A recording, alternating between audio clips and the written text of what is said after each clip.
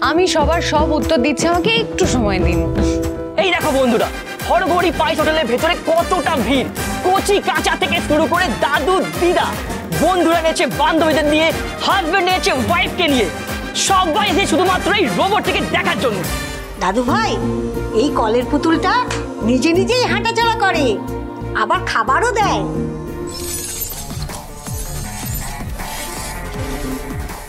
নমস্কার, স্বাগত সবাইকে।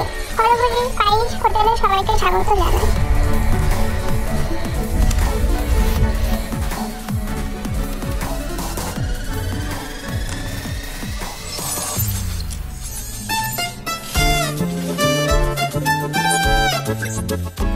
কি দাদু দিদা, তোমরা ওকে নমস্কার করছো কেন?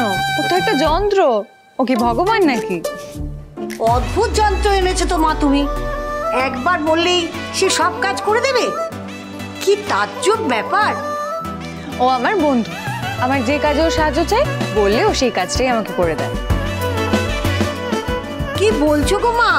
যা বলবো সব কাজ করে দেবে?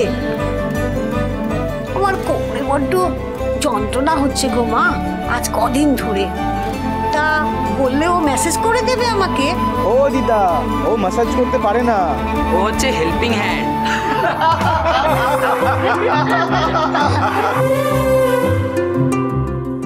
ও দিদি ভাই, ওকে বলো না আমাদের সঙ্গে একটু খেলতে।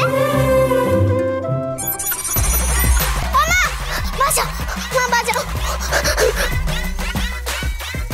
দিদি, আমাদের সমস্ত দর্শক বন্ধুরা অপেক্ষা করে আছে তোমার এই রোবটের ফাংশন দেখার জন্য। তুমি যদি একটু দেখিয়ে দাও। তোমরা সবাই ধৈর্য ধরে বসো, আমি এক্ষুনি দেখিয়ে দিচ্ছি এই রোবট কি কি করতে পারে।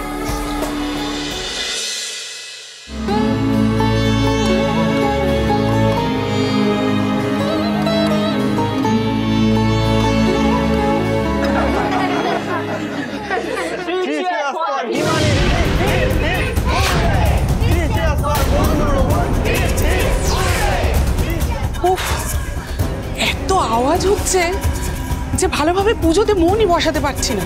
এত হুল্লোড় হচ্ছে সেখানে যে বাড়ির ভেতর অব্দি আওয়াজ আসছে, মন দিয়ে পুজোটাও করতে পারছি না। সত্যি হিমানিকে এই হোটেল চালানোর দায়িত্ব দিয়ে আমি খুব বড় ভুল করেছি। বাড়ির পরিবেশটাই একেবারে নষ্ট করে দিচ্ছে। মা বলছি, আমি তো ওই রোবটটাকে একবারও দেখিনি। ওই রোবটটার জন্যই না মনে হয় ওখানে সবাই ভিড় জমিয়েছে। আমি একবার গিয়ে দেখে আসি। হ্যাঁ যা। দাঁড়া,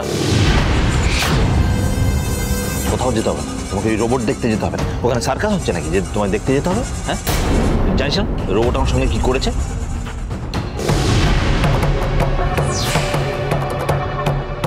রোবট আর রোবটের মালিক কাউকেই আমার বিশ্বাস নেই। রোবটের জন্য আমার ফোনটা কোথায় হারিয়ে গেল সেটাও খুঁজে পাচ্ছি।